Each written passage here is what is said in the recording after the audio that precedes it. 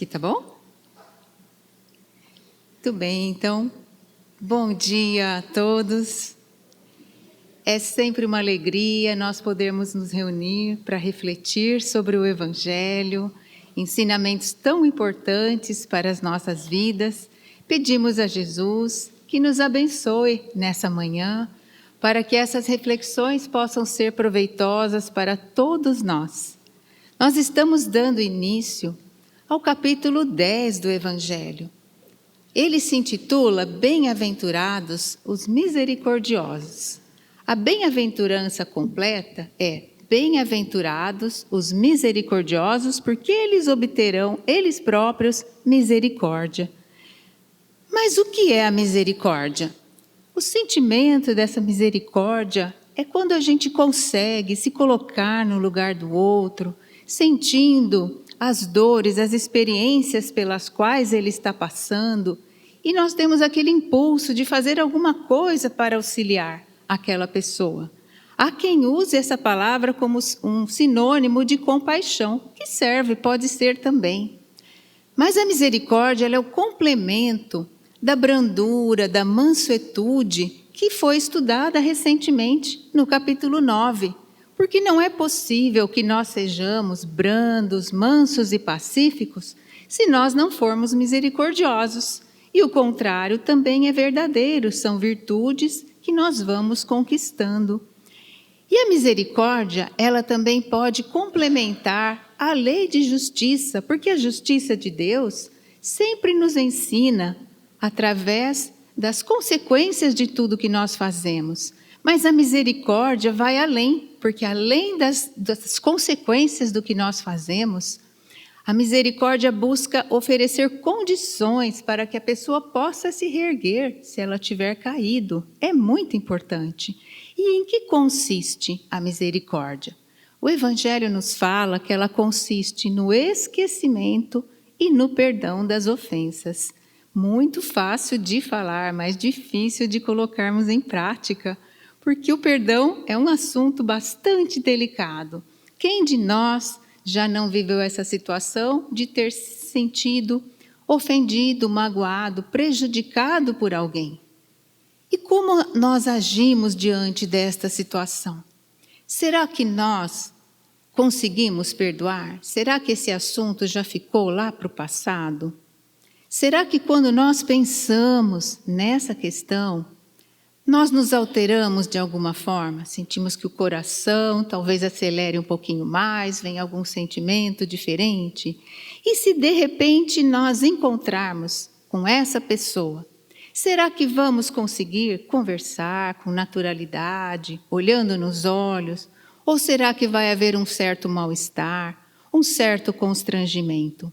Esse tipo de situação pode ser resolvida através da misericórdia. E Jesus nos ensina isso, conforme uma anotação de Mateus no capítulo 5 do seu Evangelho. Jesus recomendou assim: se alguém fez alguma coisa contra você, procure essa pessoa em particular, chame para conversar. E aí você coloca o seu ponto de vista, conversa com ela, para que a situação possa ficar esclarecida. E Jesus fala, se ela aceitar, se vocês conseguirem se entender, você terá ganho um amigo. Isso é muito importante para nós.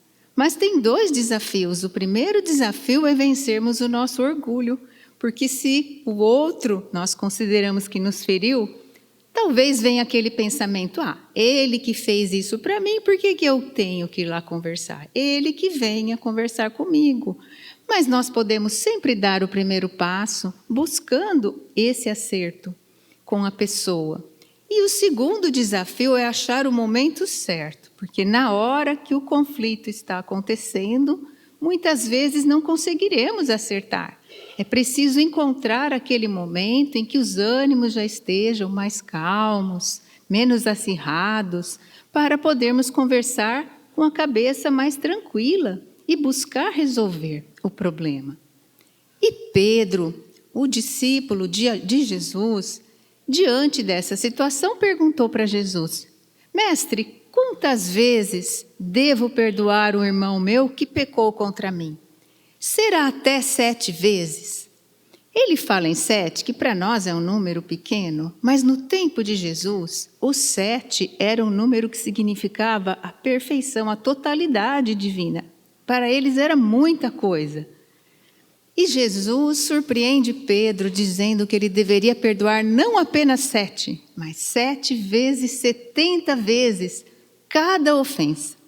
Coitadinho do Pedro, que talvez nem soubesse fazer a conta, percebeu que era muito.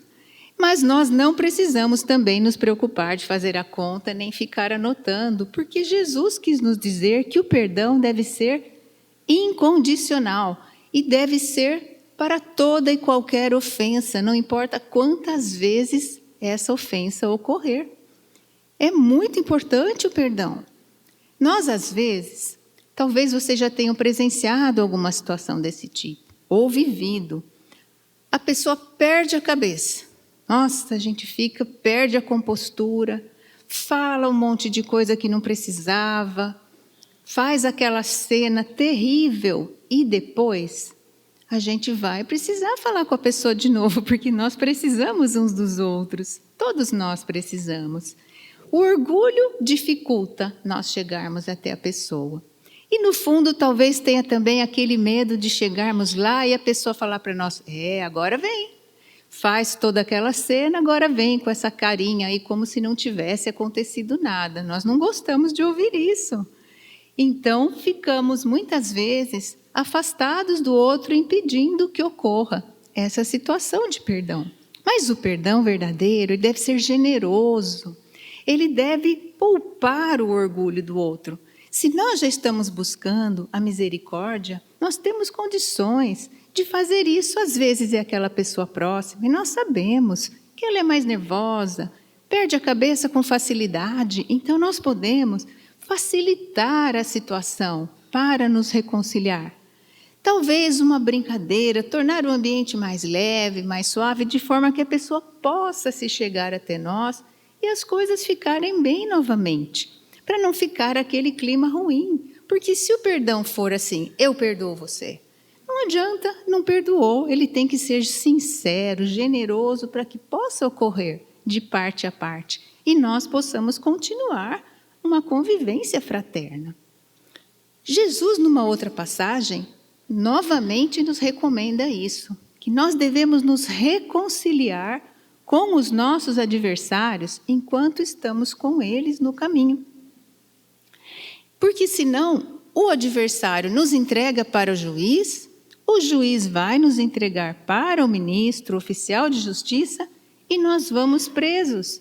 E vamos ficar presos até pagarmos o último centavo. O adversário, nessa simbologia que Jesus nos propõe, pode ser qualquer pessoa, em qualquer situação que tenhamos tido alguma desavença. E o juiz é a nossa consciência, porque nela estão inscritas as leis de Deus.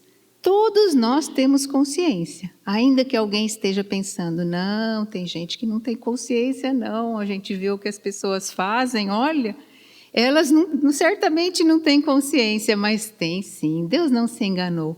É que a nossa consciência vai despertando aos poucos, no tempo de cada um. Todos nós temos sim essa consciência, mas quando nós agimos errado, e a nossa consciência nos acusa, com bastante frequência, o nosso orgulho faz com a consciência aquilo que a gente faz com o despertador para acordar de manhã. Talvez alguém faça isso. Aperta aquele botãozinho para dormir um pouquinho mais. E a consciência dorme um pouquinho mais, mas ela acorda novamente e vem nos falar.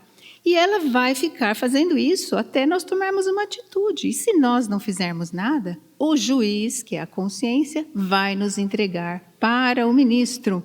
O ministro representa aqui a ação das leis de Deus, porque elas estão valendo para todos nós. E se nós não tomamos a atitude de nos reconciliar, que é o que Jesus nos recomenda, as leis vão entrar em ação e vão nos colocar em situações que têm por objetivo nos fazer retornar para o caminho correto. E aí nós vamos presos. Essa prisão, além de ser uma questão de consciência, também nós nos colocamos numa situação de quem precisa viver experiências para voltar a ficar dentro da lei de Deus. Porque a lei de Deus é a única necessária para a nossa felicidade. Toda vez que a gente se afasta dela, nós ficamos infelizes. Então é muito importante que nós voltemos. Se nós ficarmos ali presos naquela situação, nós vamos ter que aprender até nos reconciliarmos diante de nós mesmos, porque é perante as leis de Deus que nós vamos prestar contas. Então, quando a gente vive as experiências e aprende aquilo que precisava, aí nós pagamos o último centavo, aí nós passamos a ficar livres perante a lei de Deus. Mas enquanto isso não acontece, nós vamos ficar ali vivendo essa situação. Mas essa prisão, ela não é um castigo, porque a lei de Deus não é para nos castigar. A lei de Deus é para nos educar. A lei de Deus funciona assim: se você quebrou, conserte. Você tirou do lugar, ponha de volta. Você atrapalhou, desestruturou alguma coisa, faça o trabalho para reconstruir aquilo que não ficou bem feito. É só assim que nós vamos conseguir ter tranquilidade. O Evangelho nos ensina também que o perdão não tem só um efeito moral, ele também tem um efeito físico, se podemos dizer assim. Porque aquelas pessoas que têm alguma desavença conosco, que se desentenderam e que nós alimentamos às vezes um sentimento ruim, se elas partirem aqui da terra com esse sentimento ruim em relação a nós, nós já aprendemos que somos imortais.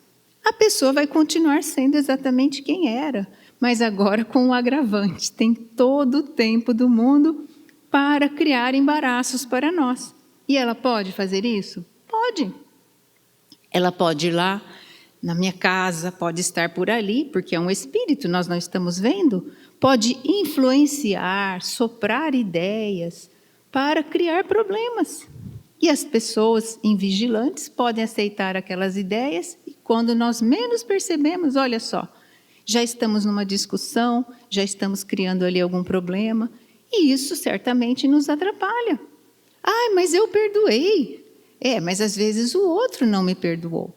E isso pode acontecer. Por isso, nos reconciliar é também uma atitude que evita problemas lá no futuro.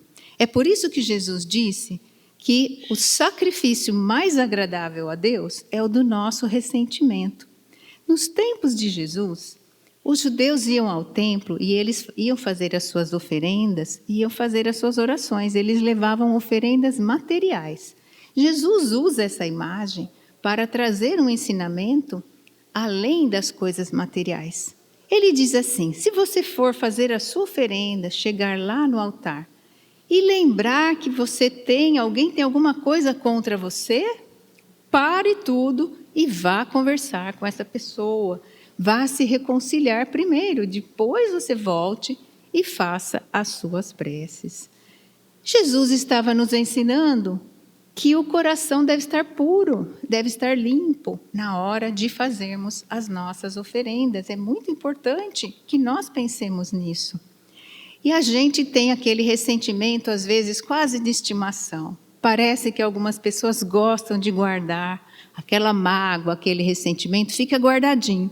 Porque na primeira oportunidade que sai um desentendimento, a gente tira ele de lá e fala, mas você, lá em 1900 e não sei quando, você fez isso, fez aquilo outro. E não encerra nunca aquele assunto. É uma tolice da nossa parte. Seria tão melhor nós resolvermos a questão, joga lá para trás, não faz mais diferença. E não ficarmos guardando, porque isso só nos adoece, só cria problemas para nós. Por isso, ser capaz de abrir mão desse ressentimento, de abrir mão dessa mágoa, deixar de lado, é o sacrifício que realmente é mais agradável a Deus. E certamente mais difícil do que fazer uma oferenda material, como se fazia nos tempos de Jesus. E nesse capítulo nós seguimos e encontramos uma mensagem de Paulo, apóstolo, nos falando que perdoar os inimigos é pedir perdão para si mesmo. Uma afirmativa muito interessante e verdadeira, porque quando nós olhamos para aquela pessoa que fez alguma coisa que nós consideramos que foi ruim para nós, Se nós estamos buscando a misericórdia, nós entendemos, olha, a pessoa deve estar num momento ruim, um desequilíbrio, alguma coisa assim, porque quem está bem, está equilibrado, não age dessa forma. E se nós conseguimos deixar de lado, perdoar aquela pessoa, no futuro, quando eu me equivocar, porque todos nós nos equivocamos, mesmo quando não queremos, ela vai poder me perdoar também. Outras pessoas vão poder me perdoar, vendo a minha disposição de oferecer o meu perdão. E perdoar os amigos, diz Paulo, é dar prova de amizade. Todos nós temos amigos e talvez algum amigo já tenha dado uma escorregada conosco, feito alguma coisa que nós consideramos que não foi muito boa. E quando isso acontece, nós temos duas possibilidades. Ou nós olhamos para aquele equívoco que a pessoa cometeu e nós valorizamos e nos sentimos extremamente ofendidos e nos apegamos naquilo e deixamos a amizade de lado, às vezes até encerrando a amizade. Ou nós olhamos para a amizade. Nossa, essa pessoa é tão querida. Há quanto tempo está comigo na caminhada? Quantos momentos bons já tivemos? Ela se equivocou hoje, mas é uma pessoa tão boa. Deixa isso para lá. E aí você deixa aquele equívoco de lado e valoriza a amizade. Você dá uma prova de amizade para aquela pessoa e segue com ela, o que é melhor ainda. E Paulo nos fala que perdoar as ofensas de uma forma geral é tornar-se melhor, mostrar-se melhor. Melhor do que quem? Melhor do que nós mesmos. É a única comparação válida que nós devemos fazer. A cada dia olharmos se estamos nos tornando melhores, compreendendo mais os ensinos do Evangelho, para que nós possamos avançar. O perdão é tão importante, mas talvez ele seja difícil, porque nem sempre nós compreendemos o que é. Talvez algumas pessoas pensem que perdoar é como se a gente passasse um pano ali na situação e deixar, faz de conta que a pessoa não tem responsabilidade. E aí lá dentro de nós alguma coisinha fala assim, mas vai ficar por isso mesmo? Não vai acontecer nada com ela? Claro que vai, porque cada um de nós, perante Deus, precisa prestar contas de tudo o que faz. E nós todos vamos sofrer as consequências dos nossos atos, sejam eles bons ou maus. Então, nós não precisamos nos preocupar com o que vai acontecer com a outra pessoa. Mas nós precisamos pensar no nosso lado, porque nós temos que responder perante a nossa consciência. Então, o perdão não é você liberar o outro da responsabilidade, até porque nós não temos esse poder, mas é nós nos libertarmos do efeito negativo que a ação do outro provocou em nós. Deixa, você segue em frente. A gente, quando não perdoa, não percebe, mas nós ficamos presos no outro. Uma vez eu vi uma situação assim, a pessoa tinha se desentendido com outra, mas ela sempre fala assim, o que é de baixo não me atinge, eu sou superior. Mas estava lá numa situação onde a outra, podia chegar a qualquer momento. Está lá conversando bem tranquilamente, quando a outra pessoa entra, muda a atitude. Por quê? Porque a pessoa está presa, fica ali olhando, porque quando o outro aparece, tem que mostrar como eu sou superior, como eu não estou afetado por aquilo que a pessoa fez. E não percebemos que ficamos presos pela falta de perdão, ao passo que nós poderíamos exercer a misericórdia, olhar para aquela situação, ver o que motivou a pessoa a agir daquela forma, para que a gente possa, de fato, deixar isso de lado. É por isso que Jesus disse que os bem-aventurados são misericordiosos, esses são bem-aventurados, porque eles próprios obterão misericórdia.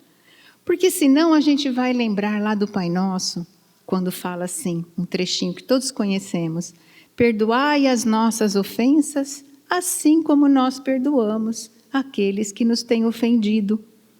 Mas será que a gente faz nessa mesma proporção? Muitas vezes nós queremos um perdão que nós ainda não conseguimos oferecer para os outros. Por isso, é importante a cada momento nós praticarmos. Então, como que a gente vai começar? Vamos procurar a pessoa, vamos chamá-la em particular, como Jesus recomenda, num momento apropriado. Vamos conversar com calma, tentar resolver isso para que a nossa consciência não nos acuse, não nos faça ficar numa situação de ter que resolver de qualquer jeito. Vamos nós tomarmos essa atitude e oferecermos como um sacrifício para a divindade o nosso ressentimento, a nossa mágoa. Não vamos ficar carregando, isso só vai nos adoecer. E assim nós vamos dando essas provas de amizade, vamos nos mostrando melhores, vamos exercitando aos poucos essa misericórdia, sendo os bem-aventurados que Jesus falou, para recebermos também essa misericórdia de volta. Porque feliz é aquele que pode pôr a cabeça no travesseiro pensando, eu não tenho nada contra ninguém, ninguém tem nada contra mim. Essa é uma bênção muito grande que nós podemos, cada um, conquistar através dos nossos esforços, através da nossa dedicação. Que nós possamos ter uma vida cheia de misericórdia, cheia de boas intenções. Já podemos hoje mesmo relembrar se tem alguém que precisamos já conversar um pouquinho para deixarmos as coisas mais tranquilas para as pessoas e para nós também. Que possamos seguir com muita paz, com muito amor. Agradeço pela atenção, tenhamos todos um bom dia.